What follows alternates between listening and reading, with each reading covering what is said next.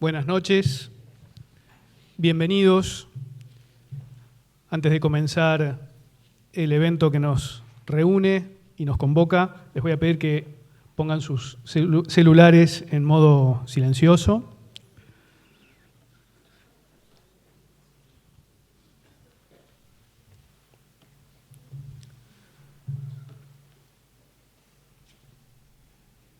Todos ustedes son muy jóvenes.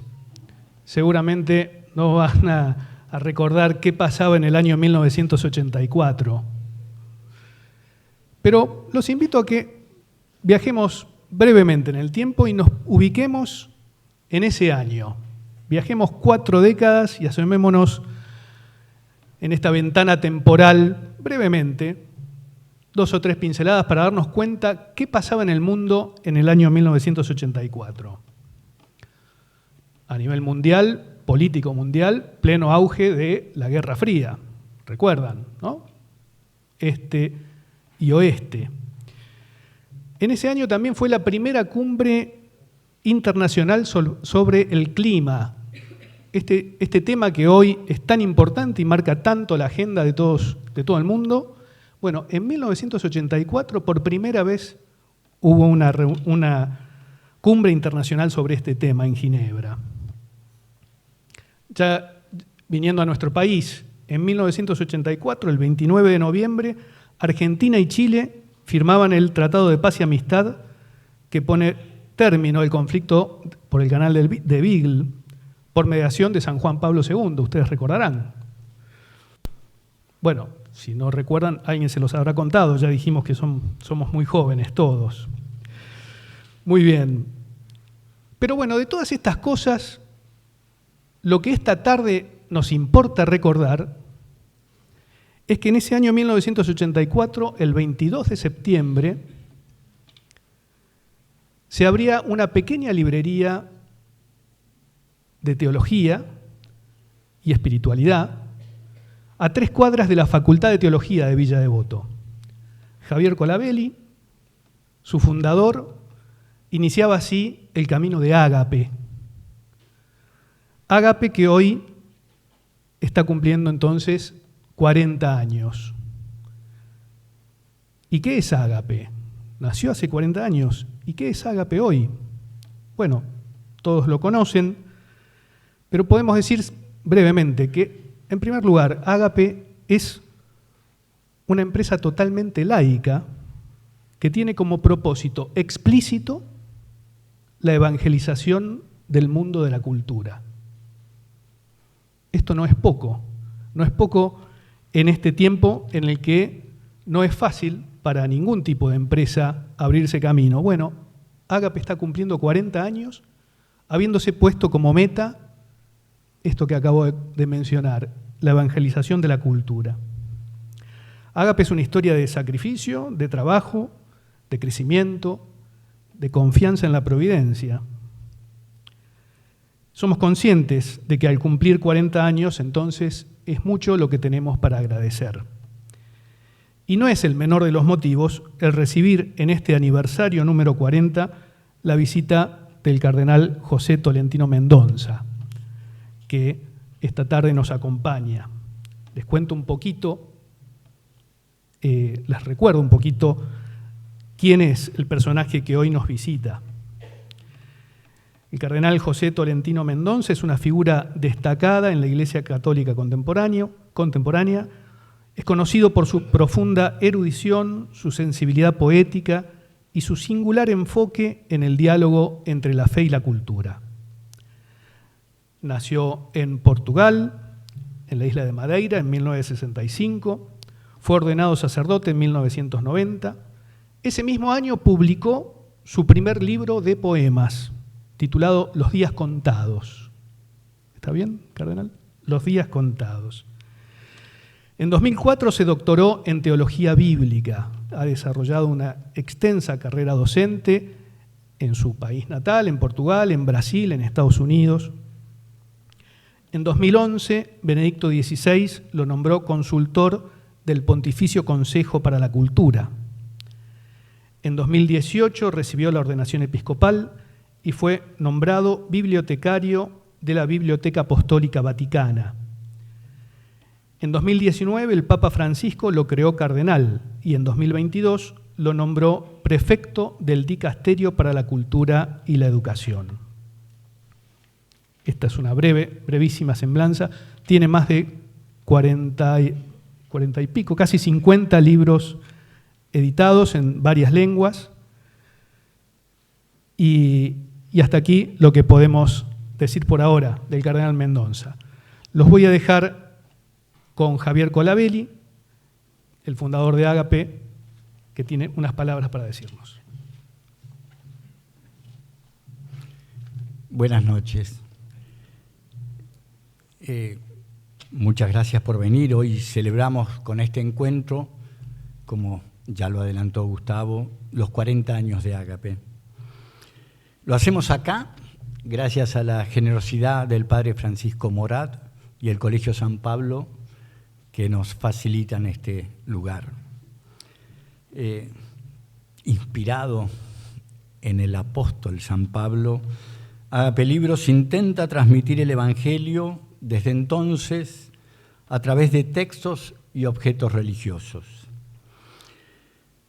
En mi carácter de titular de este emprendimiento, quiero valorar y agradecer principalmente a las más de 200 personas con nombre y apellido contadas que contribuyeron con su trabajo en Ágape.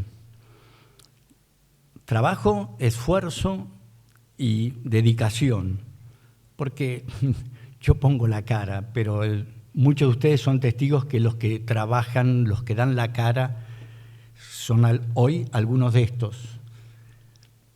No lo tengo escrito, pero algunos de ellos, y en varios lugares, son sacerdotes.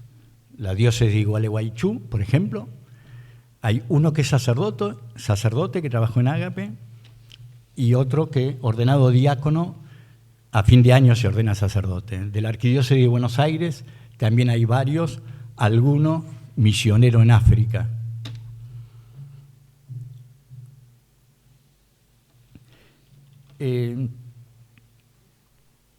Por eso me detengo con esto, porque es muy injusto no reconocer el trabajo de ellos. Algunos de ellos,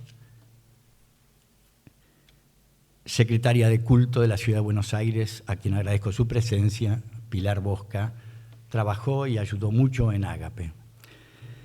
Agradezco la presencia del cardenal Mario Poli, agradezco la presencia del rector de la Universidad Católica Argentina, Miguel Ángel Schiavone, y varios. El vicario general de la diócesis, el arzobispo, se encuentra en Roma, me avisó que no iba a estar, pero sí está el vicario general a cargo de la diócesis en este momento, Monseñor Gustavo Carrara. Valoramos realmente mucho la presencia del cardenal José Tolentino da Mendoza. La misma se pudo realizar gracias a la gestión del decano de la Facultad de Teología, el presbítero doctor Carlos María Gali, también aquí presente. Realmente, se lo he dicho y lo digo públicamente, agradezco su intercesión y a la feliz coincidencia que tuvimos con el rectorado de la Universidad Católica, quien puso todo su esfuerzo en que esta visita se haga realidad. Fue una feliz coincidencia. La UCA, entiendo yo, que lo invita en tanto y en cuanto él es prefecto del Dicasterio de Educación. Ágape acompaña en tanto y en cuanto él es prefecto de Educación y Cultura. Creemos o hemos intentado en este tiempo hacer nuestro aporte en esa área.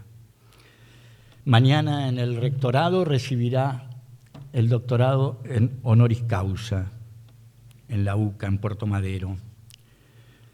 Quiero terminar esta breve alocución agradeciendo que aquella pequeña librería, como se dijo, una librería de un local de 3 metros por 10 de fondo, que nació a 3 cuadras en una calle pequeña, José Cubas, donde nadie salía a caminar los sábados a buscar algo.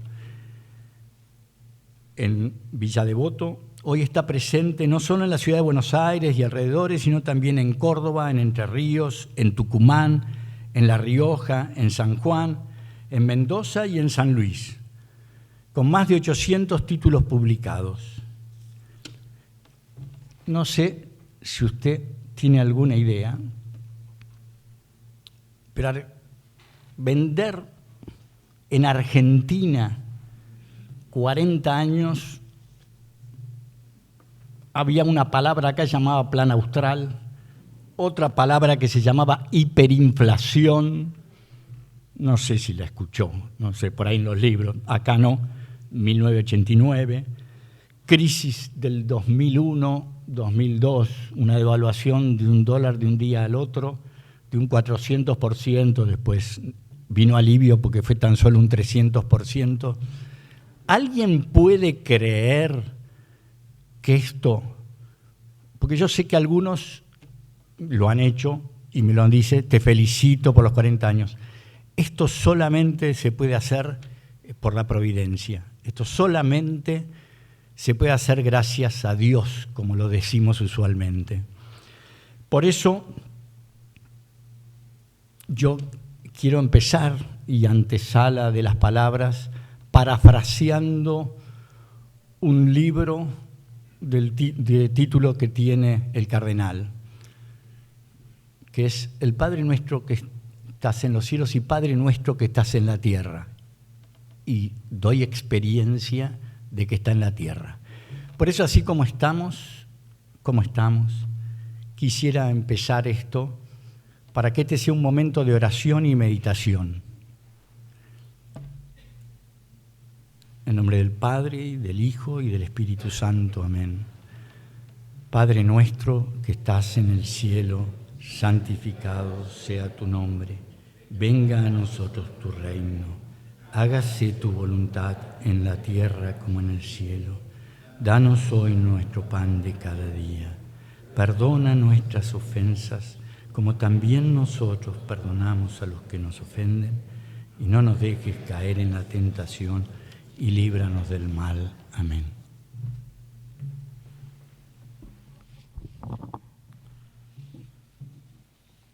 Buenas tardes a todos. Quería empezar por agradecer esta sorpresa que para mí es este encuentro, el vuestro interés en esta presentación de mi libro. Y quería saludar hoy muy en particular los editores de Ágape. Y quería hacerlo no porque son mis editores, mas porque son editores. Editores de libros de cultura católica, que hoy nosotros sabemos que la literatura teológica, filosófica, ensaística, de naturaleza espiritual o teológica, son una especie de clandestinos culturales que no tienen ciudadanía, no tienen existencia.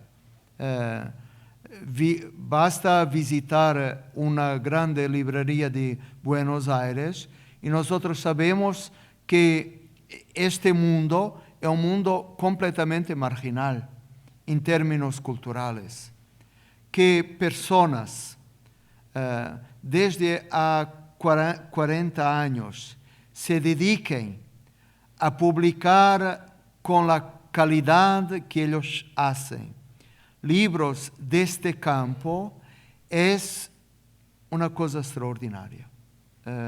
Y es extraordinaria en Argentina, en Buenos Aires, y es extraordinaria en Roma y en las otras capitales del mundo. Por eso pido un aplauso para estes heróis.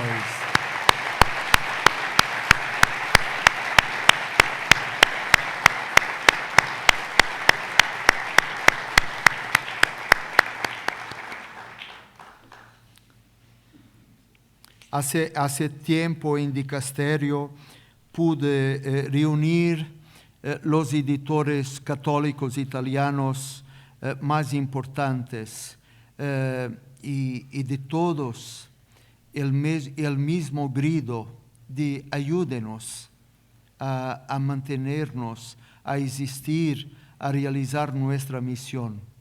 Y esto es verdadera misión. Por eso acariñar los editores seculares, mas con esta pasión que han hecho esta opción por publicar en este campo, construir una librería como aquella que hoy tuvo el privilegio de visitar, es para mí un señal muy importante de esperanza. Mi trabajo en el campo de la espiritualidad, me gustaría decir algunas cosas muy sencillas y después permitir un diálogo, el encuentro personal con los lectores. A mí me impactó mucho un ensayo de una escritora, de una humanista americana, Susan Sontag, titulado La estética del silencio, que empieza con una de esas frases inesperadas que nos obligan a detenernos. Y Sontag dice: cada época debe reinventar para sí misma su proyecto de espiritualidad. Seguramente este reinventar para sí misma no significa descubrir ex nihilo. Se trata más bien de releer, de encontrar una nueva hermenéutica, de arriesgar una nueva síntesis, de proponer, partiendo del acto de creer, pero también del acto de vivir, una nueva gramática sapiencial. El Papa Francisco desafía constantemente la teología y la espiritualidad de nuestro tiempo a tornarse más sapiencial. El modelo ya lo tenemos, como podemos comprobar, por ejemplo, en la carta a Tito, uno de los tesoros del canon cristiano. En la carta a Tito se dice: es necesario tomar más en serio nuestra humanidad como narrativa de Dios que vive en este mundo. Dios no vive solo en el otro mundo. Dios habita en este mundo. Por eso es necesario contemplar la espiritualidad como una arte del ser. Observamos muchas veces en nosotros mismos un analfabetismo ante las expresiones fundamentales de la vida. Podemos tener certezas, podemos practicar, podemos saber, pero hay momentos en la vida en los que nos quedamos sin palabras, en los que nos sentimos sin apoyo. Una enfermedad, una crisis, incluso una gran alegría, un encuentro importante. En determinados momentos nos encontramos en un camino que parece paralelo, porque la fe no es suficientemente hospitalaria para lo que somos o para en lo que nos hemos convertido. Necesitamos una nueva gramática que concilie en lo concreto los términos que nuestra cultura concibe como irreconciliables. Razón y sensibilidad, por ejemplo, eficacia y efectos, individualidad y compromiso social, gestión y compasión, espiritualidad y sentidos. Dios es cómplice de nuestra humanidad.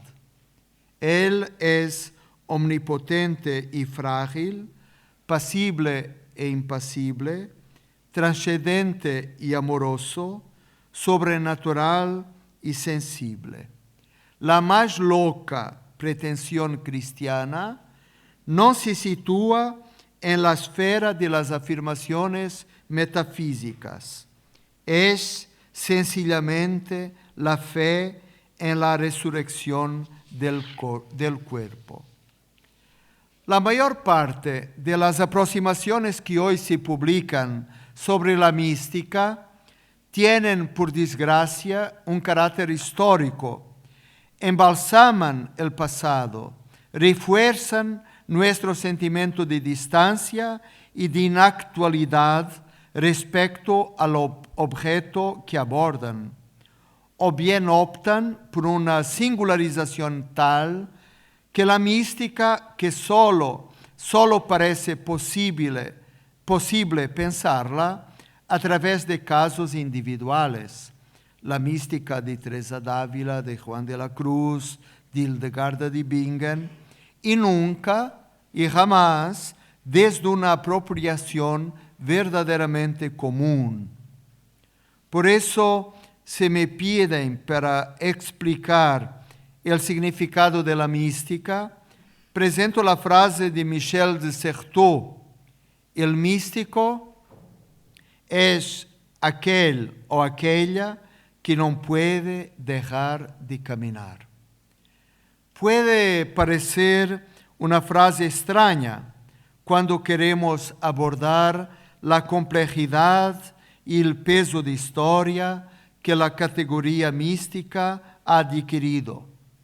Pero los largos viajes comienzan con paso corto. Y de la misma manera humilde entendemos nuestra contribución. Ahora bien, en la frase es místico aquel o aquella que no puede dejar de caminar, identifico en primer lugar una cualidad extraordinaria. No excluye a nadie. Atestigua que la mística se refiere a todos, es universal. Esto lo decía también la Constitución Lumen Gentium del Concilio Vaticano II, cuando hablaba del llamamiento universal a la santidad. Esta descripción universal, destinada a todos, a la humanidad en su conjunto, supone una enorme ventaja, pues de manera equivocada la mística tiene una fama bien distinta. Confundimos mucho la mística con una singularidad.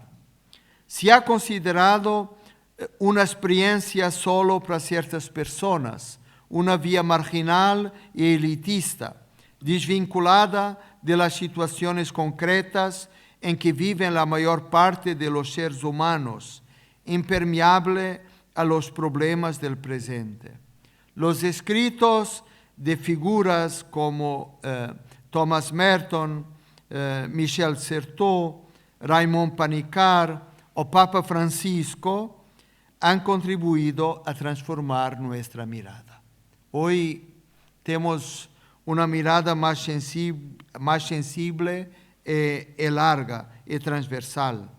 La mística es la experiencia integral de la vida y es místico. Y el místico es el que vive abierto a la amplia extensión de la realidad, atento y comprometido con el dolor del mundo. Su espiritualidad se desarrolla en una actitud ambivalente, encarnada y comprometida al mismo tiempo, pero genuinamente desprendida y libre.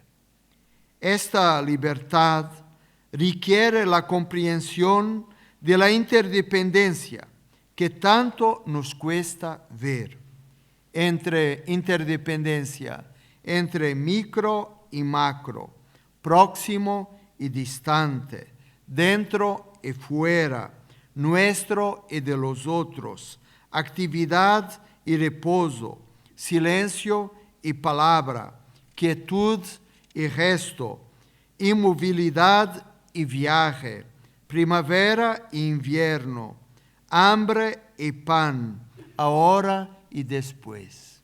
Cuánta interconexión entre estas polaridades y cuánto la nuestra cultura contemporánea hace dificultad influir entre estos lugares. El místico es aquel que descubre que no puede dejar de caminar.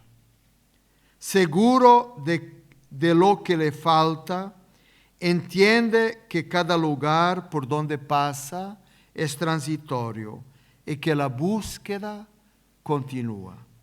No puede ser solo esto, no puede ser solo esto. No nos basta la experiencia que hemos hecho. Necesitamos del horizonte de la trascendencia. Y la especie de exceso que es su deseo de más, y en todos nosotros hay este deseo de más, lo impulsa a ir más allá, a transitar y dejar atrás los lugares.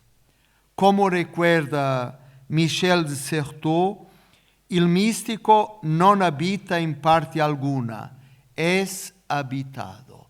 Es habitado. Y esto es muy importante para la experiencia espiritual.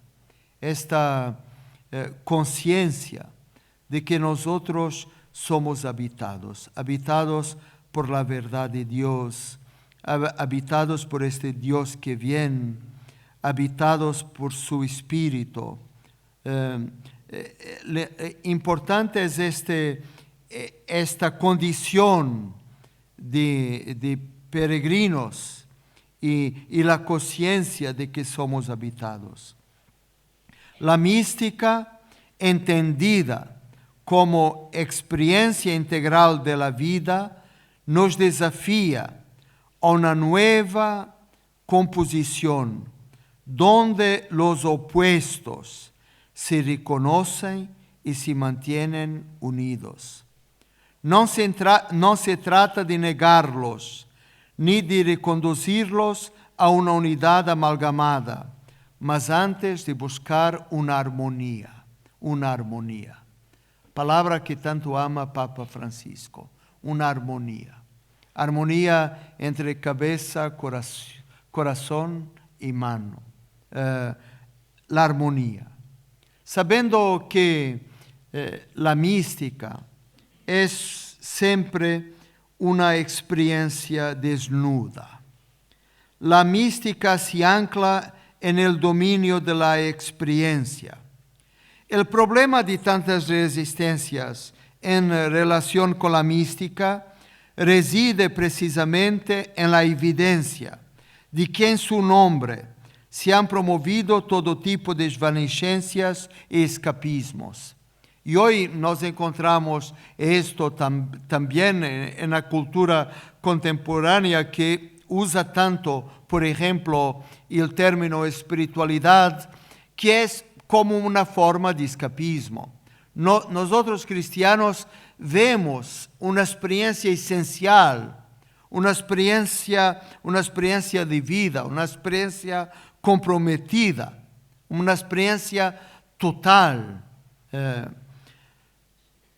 En la carta a los Hebreos se dice: no has querido ofrendas ni sacrificios, sino que me has dotado de un cuerpo. La mística tiene peso, es cuerpo, experiencia, letra, lugar, tesitura de lo vivido. La mayoría de las veces lo que falta al itinerario del creyente no son ideas, sino espesor. Para explicarlo, no bastan los conceptos ni las estructuras. La precariedad y la fragilidad del cuerpo, sí. El grito universal y concreto, sí. Su común y cotidiana respiración, sí. Porque esos nos acercan más a Dios que cualquier elaboración conceptual. Pero no debemos olvidar que la experiencia mística es experiencia desnuda. La experiencia creyente supone no una confianza, no todas las garantías, mas un camino de confianza. La fe no posee el objeto que la funda, porque ese objeto es alter, es siempre otro. Por eso la fe supone un nomadismo, una itinerancia, una búsqueda, un deseo. Sin deseo no llegamos a tocar el misterio, la cercanía de Dios. Podemos por eso entender como una oración el verso de un poeta que comienza así: creo en la desnudez de mi vida. Creo en la desnudez de mi vida.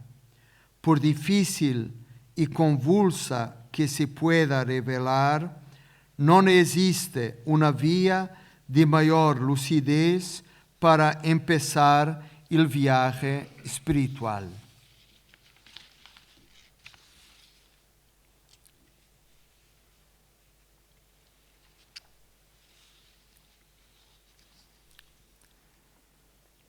Los sentidos de nuestro cuerpo nos abren a la presencia de Dios en el instante del mundo. Pero nos falta una educación, una pedagogía. Hoy hace falta una especie de mistagogía, que possa partir también de las nuestras emociones, del sensorial, de lo vivido, y conducir todo en la dirección de Dios.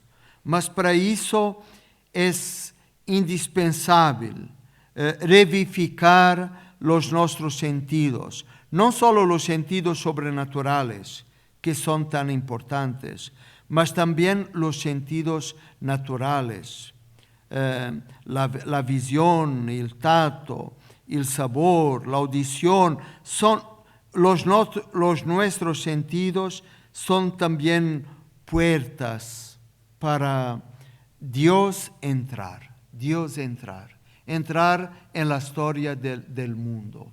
Por eso el horizonte antropológico es tan importante. Nosotros vivimos hoy en una crisis antropológica muy grave. Y para mí, una de las patologías más complicadas de la cultura contemporánea es el nihilismo. Este pesimismo sistémico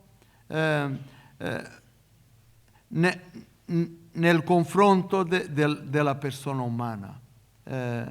Hoy es necesario el camino contrario, valorar la humanidad, comprender y afirmar que la nuestra humanidad, desnuda en su pobreza, en su fragilidad, es un lugar teofánico, es un lugar teológico por excelencia.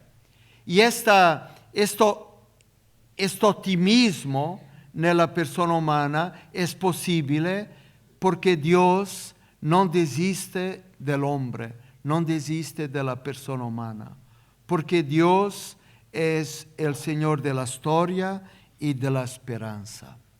Por eso la biografía de cada hombre, de cada mujer, es una historia de la piel y del tacto, de la manera en que tocamos o no, de la manera como nos han o no nos han tocado, mas es también una biografía espiritual. Y esto es muy importante, entender y ganar la conciencia de su biografía espiritual, de su historia. Sin esto no podemos avanzar, no podemos espiritualizar también el mundo. Por eso, en mis escritos, que parto siempre de la tradición bíblica, de la teología, de la tradición, del magisterio, mas también me interesa mucho escuchar la cultura, escuchar lo que dice la psicanálisis, mas también el cinema, mas también los poetas, la antropología, las ciencias humanas, porque es esta visión, como dice Francisco, esta visión poliédrica, que es capaz de exprimir una nueva confianza en la vida. Y la vida, no lo olvidemos, es un laboratorio inmenso. La vida de cada uno de nosotros es un laboratorio inmenso. La vida de cada ser humano es un laboratorio sin fin. En ese laboratorio podemos coger la reverberación de una fantástica presencia, de los pasos de Dios que pasa.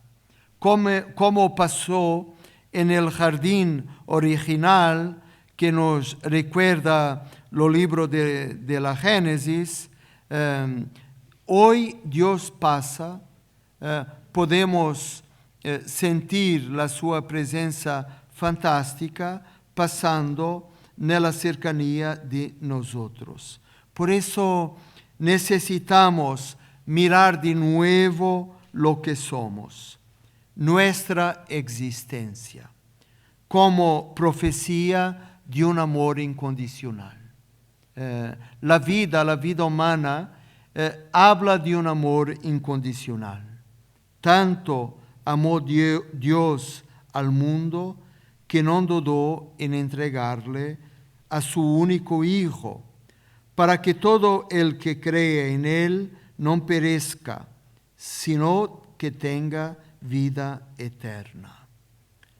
Lo que aprendemos a través de la biografía, a través de la vida, a través del vivido, no es solo una cosa mental y una memoria del pasado.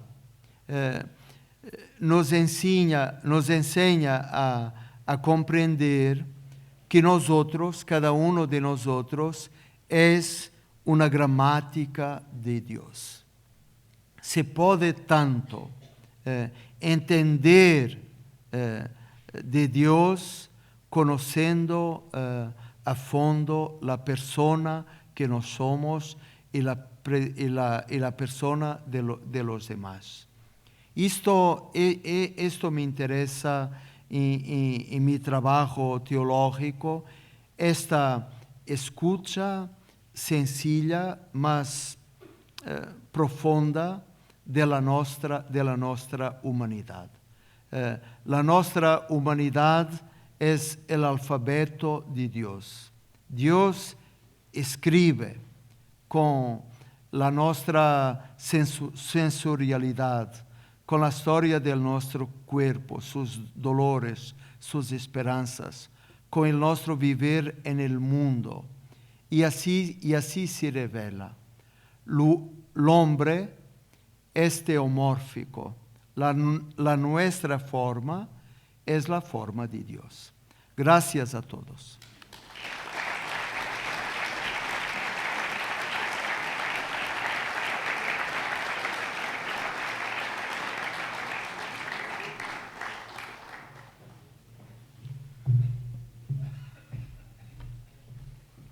El cardenal tiene otros compromisos inmediatamente, de manera que disponemos de pocos minutos para la firma de libros, acercarse a conocerlo, saludarlo.